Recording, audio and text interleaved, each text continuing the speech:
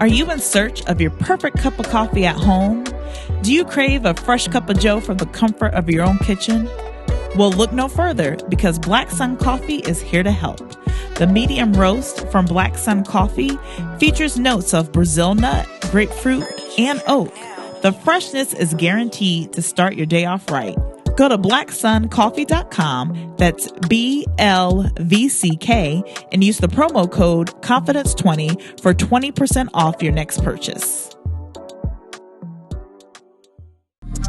The Confidence Factor.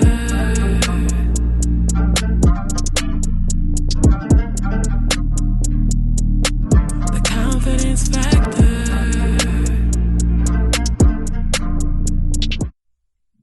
Be honest with yourself.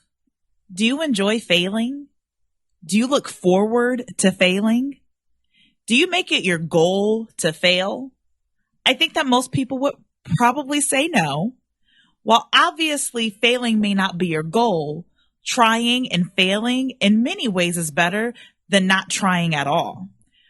Part of being confident is believing in yourself enough to take some risk. Even if things don't turn out as you hoped, you've learned some valuable lessons you can use the next time around. You know, when you grow up in a little bit of a bubble, it can be challenging to know, hear, and understand your own voice.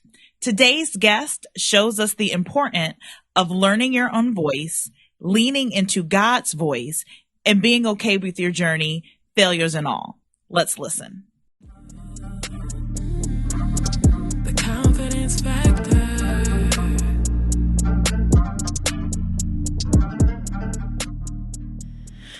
So I don't feel old enough to say that I've known today's guest for over 30 years, but it's definitely true.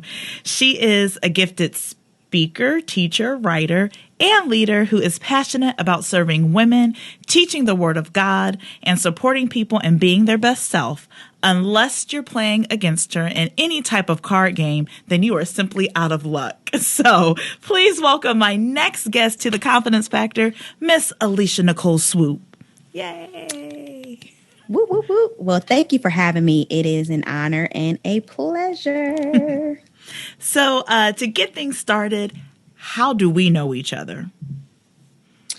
So we know each other through church, school. I think we probably met almost probably in utero. We have definitely known each other the lion's share of our lives. We grew up in the same church, grew up in the same friend circles. Mm-hmm. And so we spent a lot of time together in social settings and church settings, traveling, singing in choirs and praise teams together. Playing cards. Playing cards. So we've spent a lot of time together. So we're friends. Have we worked together before? I don't think so. I don't think so. But we've spent a lot of time together. Definitely. So when I was starting to create the guest list for this podcast, it actually coincided with your website announcement. And so then I was reading it and I'm like, I got to have Alecia on because this is what you do. And so to get us started, how do you define confidence? That's so funny. I was literally thinking about this when I was in the shower this morning. I was like, eek, what's my definition of confidence? So I would say, just to put kind of like a personal spin on confidence, sure. I think that confidence is surety in being and ability. I'll say that again. I think confidence is surety in being and ability. Mm-hmm. I think that it's a presence. It's not an outcome. And because of that, you can be sure about your being who you are. You could be sure about your ability, but it doesn't necessarily mean that it's going to be accurate. The outcome will be accurate. Mm-hmm. So surety in ability versus accuracy in outcome. So I would say that's my definition of confidence. So then how did this definition come to be for you? How did you get to this place? Because do you believe you have that? I do. Okay. So how did you get there? I think for me, the journey was a lot of trial and error. It was a lot of, to be really honest, failure. I think I got to that space through falling, through being disappointed, through making poor decisions. Not telling y'all to go out there and fail, but I think that honestly, I just learned a little bit more about myself every time that I messed up, every time that I failed, every time that I took a risk and I didn't achieve the outcome that I was seeking. I learned a little bit more about who Alecia is, and I learned a little bit more about my abilities. I learned about my strengths. I learned about my weaknesses. I learned about what's my special sauce, what makes me unique. And so I definitely would say that journey was full of, a lot of people think about progress as in a linear way. They think that it's a kind of a straight shot, straight line.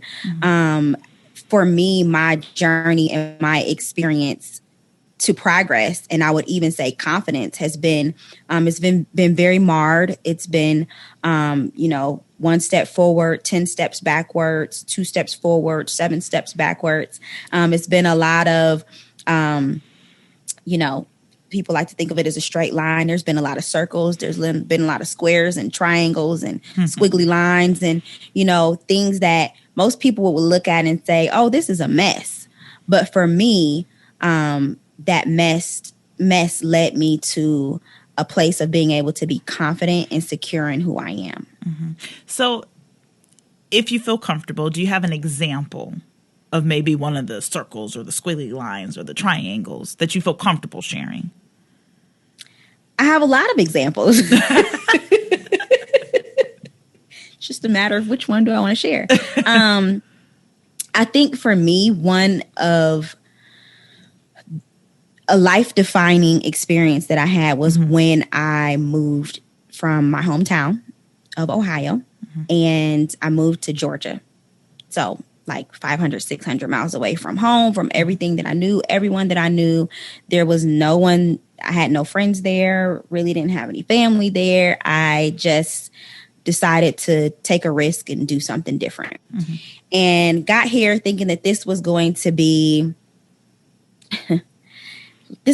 life-changing. Everything is going to be, moving in a forward, upward trajectory once I get to Atlanta. And it was not. It was completely opposite of that. I actually ended up being unemployed for about a year and a half, having to go through some experiences that I would have never had to go through living at home, having the safety net of being home, in my comfort zone and in a familiar space. I spent a lot of time, just struggling financially, struggling mentally, struggling emotionally, at the same time, of being unemployed. One of my trusted relationships was falling apart. And so it was like, there was nothing in my life that felt secure, in that time. And so that really, as things were falling apart, I felt like I was falling apart, because I think what I realized in that season was that who I was wrapped up in all of these other things. It was wrapped up in my success at work. It was wrapped up in my relationships. It was wrapped up in my ability to be, I'm a pastor's kid. So my ability to be pastor's kid who inherits a lot of things. I realized that the Lord was trying to take me through a process, really a pruning process, to where I had to learn who Alecia was outside of all of these things. You have to come to a place where you're secure in Alecia and secure in me as God. Without these things, without these people, doesn't mean these things and people are not important, that they're not of value, that you'll never be reconnected with them in a certain way. It just means that you have to learn what it is to stand alone. And I think when you go through, as I would call again, a life-defining season like that, you gain a level of confidence and security in yourself and in God that I personally think no other way would you be able to achieve.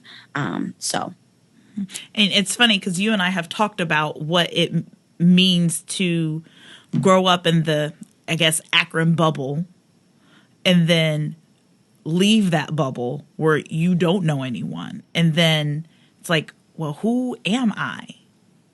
And those, and it's kind of scary because you're really by yourself and with yourself. And especially as two extroverted individuals, having those moments of, I guess, solitude to try to put those pieces together sometimes is not always the ideal setting in which we would want to find ourselves. But I just feel like the outcome, you talked about outcomes, I just feel like the outcome of that can be so affirming and steadying, because it's just like, no, this is not who I am with X, Y, and Z person around. This is who I am. Yep. You get to see what's really on the inside of you. You never really get to see the fullness of what's on the inside of someone when they're living in a space of comfort. Never. Because it doesn't require anything beyond a certain threshold. And so I think when you're in those seasons and in those spaces, you get to see, I mean, it squeezes you. So the most smallest details of who you are come out in those types of seasons. The things that rest way, way back in the far dark corners of your mind come out in those seasons. And so, yeah, I think that when you're in those periods of isolation, so to speak, you're learning to stand alone. You're also learning what you're made of. Absolutely. So how would you have described yourself before this life-changing or life-altering moment? And then how do you describe yourself in the after? How do you describe yourself now? That's a great question. I think before, I've always been a pretty independent person. So even in my comfort, I've just, if I want it, don't try to talk me out of it because you wasting your breath and your time, But I do think that even with being independent, I think that there were just, because I was still in a somewhat comfortable place, familiar place, there were certain risks that I wouldn't have taken. I think there also was, there were some skills and gifts that I had that I probably took for granted being in a space of familiarity that I was able to see outside of that bubble. It's like, oh, you really got something here. Because it was normal over here. It was kind of just like everybody's used to me being me. They're used to me speaking the way that I speak. They're used to me teaching the way that I teach. They're used to me being a writer, because you see me writing my journal since I was in 3rd grade. They're used to me, all of these different things that I was capable of doing. This group over here is used to me doing this. Whereas when I step outside of that, people begin, not that affirmation over here in the familiar bubble is not important, but the affirmation that you get from a group of people who you don't know, who didn't see you grow up from diaper to adulthood, is different. I'm not really sure how to describe that difference, but I think that there's just something about it that makes you think again. It makes you think twice. It's like, well, it's almost like they're not just saying that. Yeah. And I think for me, because I'm a pastor's kid, it kind of sometimes can feel like, oh, they're not just saying that because I'm the pastor's daughter. Like, oh, no, they really, oh, maybe I am really a good speaker. Maybe I am really gifted in administration. Maybe I am. So I think that pre-life-defining experience, me took for granted some aspects of who I am. I would say took some aspects for granted. I will also say unaware of some aspects of and elements of who I am. I think post-confident me is, and I think hopefully I'll get a chance to mention this a little bit more, but I would say post-confident me, I think the thing that really makes me stronger is I'm aware of my strengths and weaknesses. And because of that, I know where to lean in and where to step back. And so I think that that's probably the main difference. And I will also say I don't think I've ever been like a timid, afraid to do things person. But I do think that there is a level of courage that I have after that life defining season. Because it's kind of just like, when you get to a place where you kind of feel like you've hit a rock bottom, it's like, what do I have to lose? I've already been unemployed before, so I know how to deal with that. I've lived through seasons of being really broke. I know how to deal with that. I've lived through seasons of insecurity. I know how to deal with that. It's like when you go through things, when you fall so many times, when you've experienced difficulty for so long, I do think it kind of brings you to this place of like, well, what do I have to lose? I've conquered that already. So if I find myself there again, I know what it takes to shift. Like, it's almost like, what's the worst that could happen?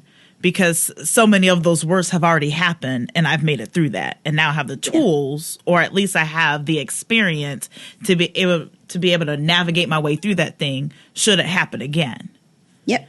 So it's almost, you're not as afraid of certain things happening because you've already lived through those things. So absolutely. I get it. So then what would you say is your confidence factor? Earlier you said, what's your special sauce? So what would you say your confidence factor is? So I think my confidence factor is twofold. I think I've learned how to be content. And I think that really lends itself to being confident, because contentment leaves space for flaws. Contentment leaves space for failure. And I think that is helpful when it comes to being confident, because, again, going back to my definition of confidence is surety and ability versus accuracy of an outcome. So I think that when you're content and you know that, hey, there's some hard things that could be a part of this equation, but you still know how to be at peace and be steady and be content and still enjoy life, even in the midst of difficulty. I think that lends itself to being able to be courageous, to being able to be bold, to being able to be confident and sure about who you are, sure that you can conquer anything. I also think that for me, my confidence factor, I would say, is God. Because I get my strength, I get my joy, I am refueled and renewed for me by God. Being in God's presence, spending time with God, serving God, receiving God's love. I think that's really big for me personally, is like, okay, God, today I'm just going to be your daughter. And I got questions. And so I think that being able to rest in the fact that I have someone on my side who advocates for me, who fights for me, who knows me fully, who loves me fully, who chooses me over and over and over again, and who is always working for my best interest and will always ensure that what's best for me and what's good for me is what will be accomplished. And so I think that is the second, really the first part of my confidence, but it's just that second part of the twofold nature of my confidence factor. So can you recall a time where you really felt like this confidence factor? And as you were talking, I was like, to me, they're kind of connected. A contentment or fulfillment in God and with God. and maybe that's for me to work through for myself later. But when has there been a moment where you have felt this fully on display? To be really honest, it's probably a really unlikely moment. So the first time I was living in Atlanta was when I lived in Atlanta at that time for 2 years. A year and a half of that time I was unemployed.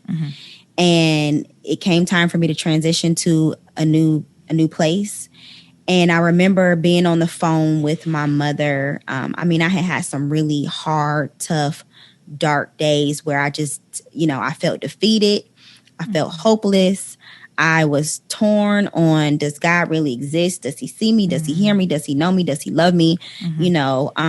Is he even where you at? Are you up there? Is something wrong with your voice box? Like, what's happening? Like, I can't it was a really dark time. And I remember when I was packing up to move, I moved back home for like 2 weeks, and then I moved to Los Angeles. But yep, it's a whole nother story. But I remember packing up because at the time I didn't know I was going to Los Angeles. So I felt really defeated having to go back home. But I remember when I was packing up, I was on the phone with my mom, and she was asking me just how I felt about all of this. And I was like, I spent a lot of time, as tough as it was. I spent a lot of time in prayer. I spent a lot of time reading the Bible, studying the Bible, just sitting before the Lord, just crying before the Lord. And I told my mom, I said, I really feel like this faith that I have is no longer just something that was given to me in Sunday school. It's no longer something that was spoon-fed to me. It's no longer something that somebody else gifted me with. It is mine. It's mine. I've worked for it. Now, granted, in the scheme of all of this, you can't really work for anything that God gives you, right? But I feel like I have done the work. I've been present.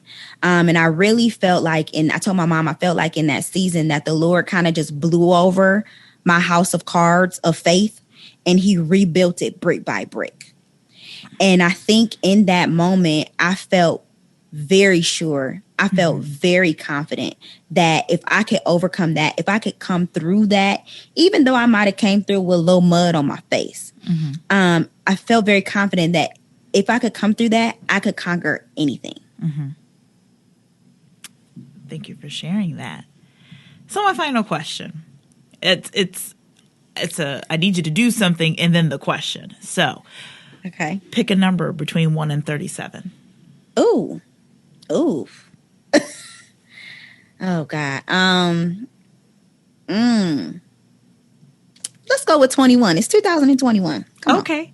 So knowing what you now know and all of this experience and the wisdom and the knowledge and the confidence that you've gained, what would you tell your 21-year-old self? Okay, I got to think about where I was when I was 21. Where was I when I was 21? Was I in Ohio? I think I was in Ohio. I think so. I think I was in Ohio probably. No. Where was I? Well, I was in Bowling Green. 2004. Yes. I'm telling our age. I'm sorry. It's fine.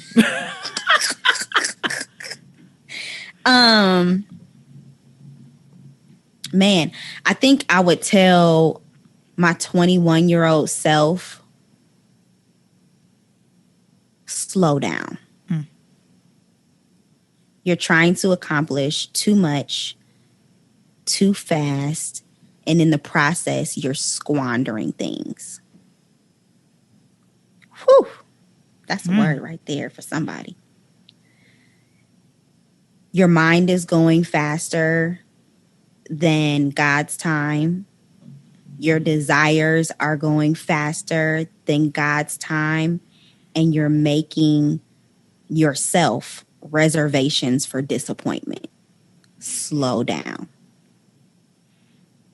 It's okay to not move at the same pace as everyone else. It's okay to have a different story.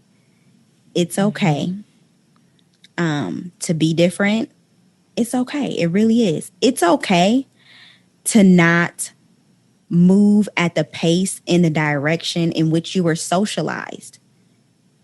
It's okay. You are still you. You are still going to achieve everything that God has for you. You're still going to achieve everything that's in your heart, everything that's in your mind, every plan that doesn't yet make sense. You'll get there. Slow down. I think I needed to hear that today, to be quite. No, and you're laughing, but that's a legit conversation I had with my boss today. When I, just even saying, it's just like, my race is my own. I'm looking at my peers and I feel like I'm being passed up. But honestly, I'm okay with that right now. So I guess I was affirming. So if that wasn't for anybody else, it was for me. So I appreciate that. So good. There you go. So thank you so much for taking a little bit of time out of your day to talk to me about this confidence thing. But before I officially let you go, where can we find you? Where are you on social media? Even take a little bit of time to let us know what you're working on and how we can find you and what to look out for from you. Absolutely. So you can find me on social media on Instagram and Twitter, Nicole, Nikol _Alecia, Alecia.